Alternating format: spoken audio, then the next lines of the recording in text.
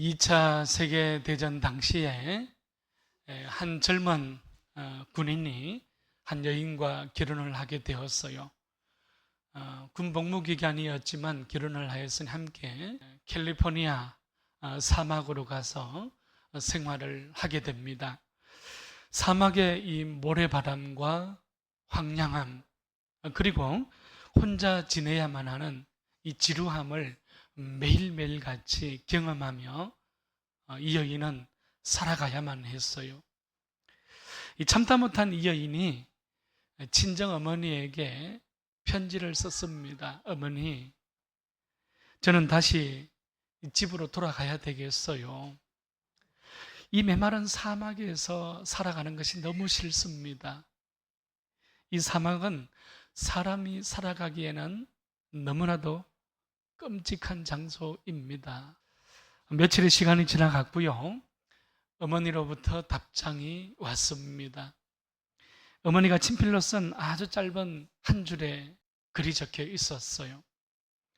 두 사람이 감옥의 철장을 내다보고 있었는데 한 사람은 땅의 진흙을 바라보았고 또 다른 한 사람은 하늘의 별을 바라보았단다. 이것이 편지글의 내용 전부였습니다. 어머니가 보낸 편지글에서 이 여인은요, 어머니가 지금 자신에게 무엇을 얘기하고자 하는 것인지 어머니의 그 뜻을 간파하였어요. 그리고 그 사막에서 황량함과 외로움이 아니라 이제 별을 찾기로 결심했던 것이죠. 여인은 사막에 꼬신 선인장이 가장 먼저 눈에 들어왔어요. 그래서 그 선인장을 연구하기 시작했고요. 주변에 있는 인디언들의 풍습과 말, 그리고 그들의 전통을 연구하기 시작했습니다. 시간이 흘러갔고요. 남편의 군 복무 기간이 이제 무사히 마치고 제대를 하게 되었어요. 자, 그러나 이 여인은 과거의 여인이 더 이상 아니었던 것이지요. 사막에 살아가는 동식물들과 모래바람의 특성에 대하여서 전문가가 되어져 있었던 것입니다.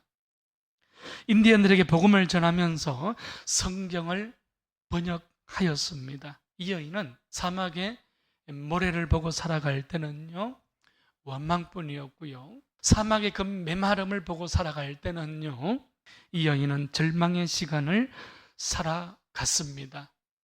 지루함으로 매일매일의 시간을 살아가면서 정말 이 사막은 사람이 더 이상 살아갈 수 없는 끔찍한 장소로 전락했었던 것이지요. 그러나 어머니의 말씀대로 자신의 두 시선을 땅이 아니라 하늘로 옮겼을 때에 이 여인의 삶은 완전히 바뀌게 되었습니다. 나는 지금 무엇을 보고 있는가? 여러분, 이 단순한 시선의 변화는요, 이렇게 큰 차이를, 이렇게 큰 결과를 만들어 내고 있다는 사실이죠.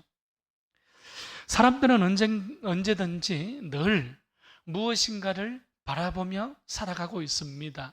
두 시선에 대하여서 방향이 있고요. 그 사람 나름대로의 길을 가지고 살아갑니다. 이것을 우리는 시선이라고 이야기하는 것이죠. 사람마다 자신의 시선의 방향과 길을 설정하고 그것을 따라가면서 보고 살아갑니다. 황폐한 땅만 보는 사람들도 있지만 하늘 소망을 바라보는 사람들도 있습니다. 눈에 보이는 것만 보며 살아가는 사람들이 있지만 눈에 보이지 않는 것들조차도 바라보는 지혜로운 사람들이 있습니다. 돈과 명예를 보며 살아가는 사람도 있지만 가치와 의미를 바라보며 살아가는 사람들도 있죠.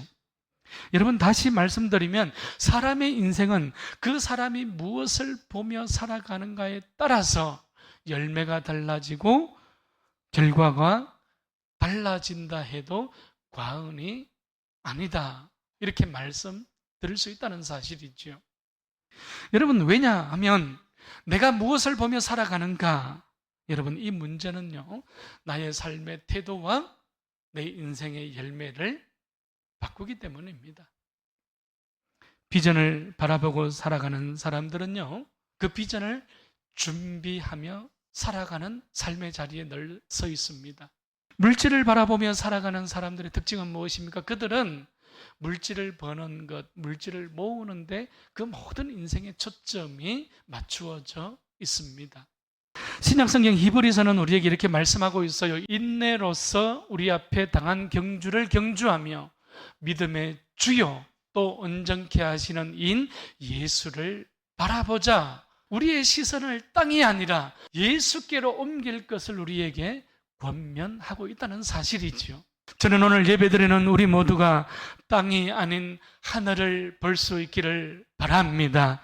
허무한 세상이 아니라 영원한 생명의 주님 예수 그리스도를 바라볼 수 있기를 축원합니다. 우리가 사도행전을 통하여서 교회가 어떻게 땅끝으로 나가야 하는가? 땅끝을 향하는 교회의 모습은 어떤 교회인가? 어떤 성도의 삶을 살아가는가? 우리는 매주마다 지금 말씀을 통하여 묵상하고 있습니다.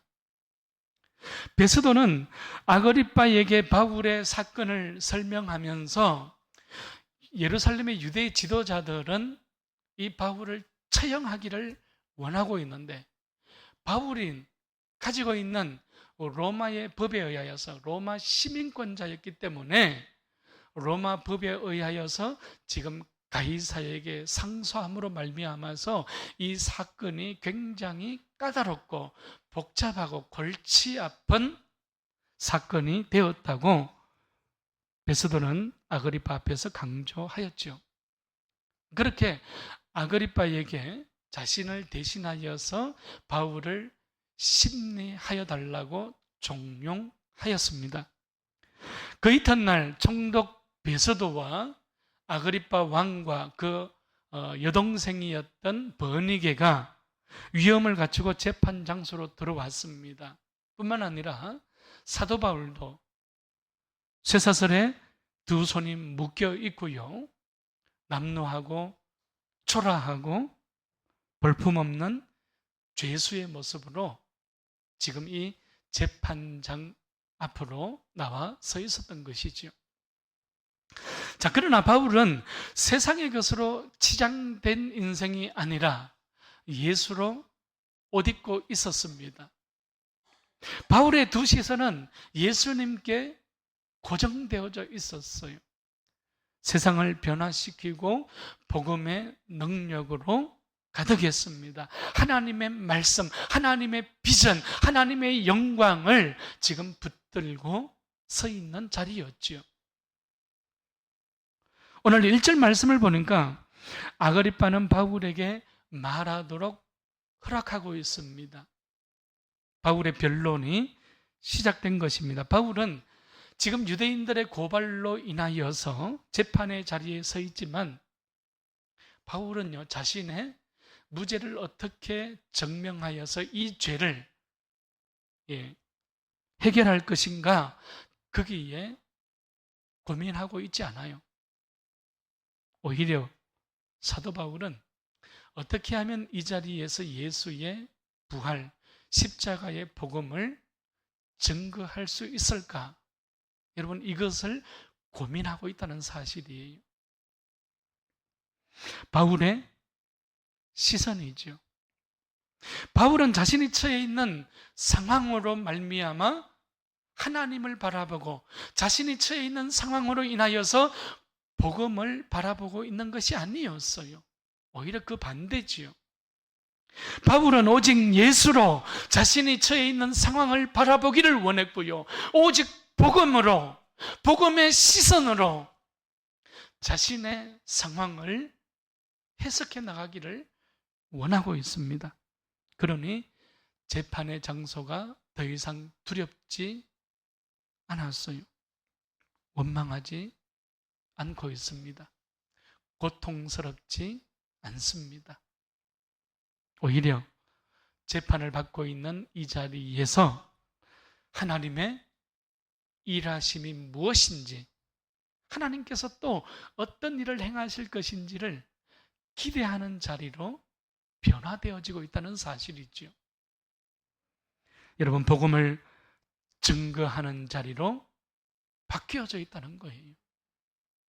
정말 중요한 장면입니다. 지금 나는 무엇을 보고 있는가?